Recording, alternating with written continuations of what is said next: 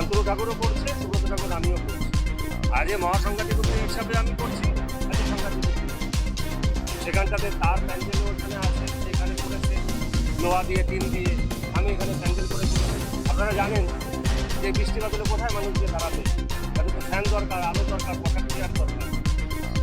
কিন্তু গতকালকে আমি যখন সকালবেলা শুনলাম নাটমন্দিরে করছে, আমাকে নাটমন্দিরে 3-4 দিন আগে বলে আমাকে একজন বলেছিল ঠাকুরবাসায় নাটমন্দিরে করলে পরে কেমন কেমন। আমি বলছি নাটমন্দিরটা হরি মন্দিরের সামনে, একদিন আমরা কোনো করি আলাদা ব্যাপার, কিন্তু সেখানে যদি পার্মানেন্টলি কোনো কিছু করি তাহলে পরে ভক্তরা এসে কোথায় কোনো অনুষ্ঠান করবে। আমাদের সভা হয় বিভিন্ন রকমের ভক্ত যারা আছে ঠাকুরবাড়িতে, যারা মারা বাবারা আছে, তারা বিভিন্ন ভক্তদের নিয়ে সেখানে অনেক রকমের অনুষ্ঠান করে ধর্মীয়, আমি সেখানে অকুপাই করতে পারি। কিন্তু গতকালকে যখন শুনলাম আমি দেখছি ওখানে পার্মানেন্টলি এই যে প্রক্রিয়া চলছে এটা ওখানে শিফট হয়ে ওখানে করছে।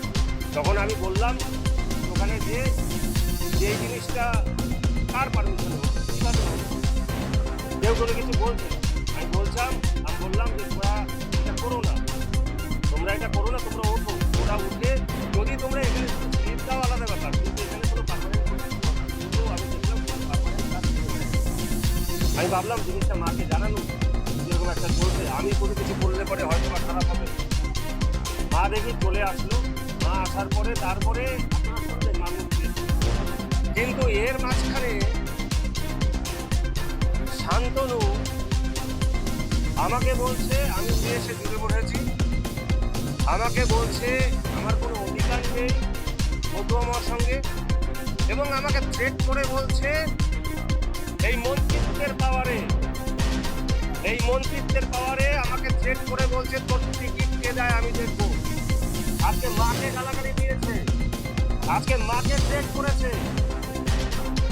আজকে আমি এই ভক্তদের কাছে বিচার চাইছি, ভক্তদের কাছে আমি বলছি, সমগ্র মতুয়া সমাজের কাছে, কোনো রাজনীতির মানুষের কাছে না, আমি সমগ্র পশ্চিমবঙ্গ, ভারতবর্ষ, সারা পৃথিবীর সমগ্র মতুয়াদের কাছে আমি বিচার চাইছি যে প্রধান উপদেষ্টা শ্রীমতী ছবিরানী ঠাকুরানী তার উপরে এরকম অসভ্যভাবে এরকম গালিগালাজ এরকম কেন হবে, আজকে অবহেলা কেন হবে, এবং আমি বাড়ির বড় ছেলে সব মহাসংঘাতী বলছি কেন এরকম ভাবে শুধুমাত্র মন্ত্রিত্বের জোর খাটিয়ে আর কয়েকটা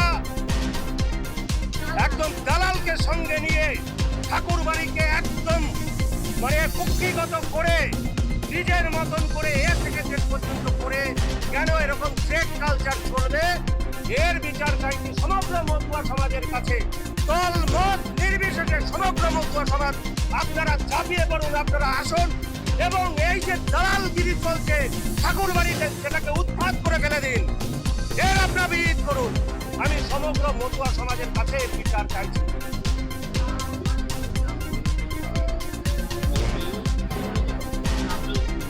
ওর মনে এটা আছে, চোরের মনে বসকা ওর মনে এটা আছে, ওর মনে এটা আছে 2024-এ যদি ও টিকিট না পেত তাহলে ও তৃণমূলে যেত।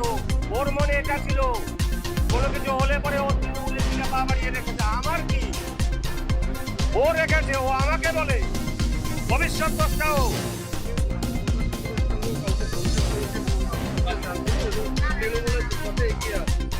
আমি আমার জেঠিমা মমতা বালা ঠাকুরানী যিনি আছে, আর আমার যে বোন আছে বড় জ্যাঠার ছোট মেয়ে, তার সাথে নাট মন্দিরে আমার নিজের মার সাথে ওখানে বসে কথা বলেছি।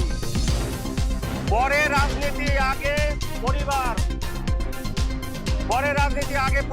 পরিবার তারপরে হচ্ছে মতুয়া, তারপরে রাজনীতি। আমার ঠাকুরদা কংগ্রেস করতো, আমার বড় জ্যাঠা একসময় ফরওয়ার্ড ব্লকের সঙ্গে ছিল, আমরা একসময় তৃণমূল করতাম, এখন বিজেপি করি। আমাদের মতুয়া ঠিক আছে, সময় রাজনীতি মানুষ করে, সেটা পরিবর্তনশীল। আজকে মমতা বালা ঠাকুরের সাথে সে আমার জেঠিমা, তার সাথে কথা বলেছি কি করে মতুয়াদের ভালো হয়, কি করে এই জায়গাটা এরকম ভাবে একত্রভাবে এরকম ভাবে আটকে রেখে চাবি দিয়ে নিজের মতন কুক্ষিগত করে না রাখতে পারে, দালালগিরি না করতে পারে, তার বিরুদ্ধে কথা বলেছি যাতে সমগ্র মতুয়া সমাজ আসতে পারে। আমি আমার জেঠিমার সাথে বলেছি, আমার বোনের সাথে বলেছি, কথা বলতে বলেছি যে সমগ্র মতুয়া সমাজ আপনারা এগিয়ে আসুন এই দালালগিরির থেকে। এই যে একচ্ছত্র অধিপতি যা দালালগিরি চলছে এই ঠাকুরবাড়ি নিয়ে, এই মতুয়া মহাসংঘ নিয়ে, সেটার বিরুদ্ধে বলেছি।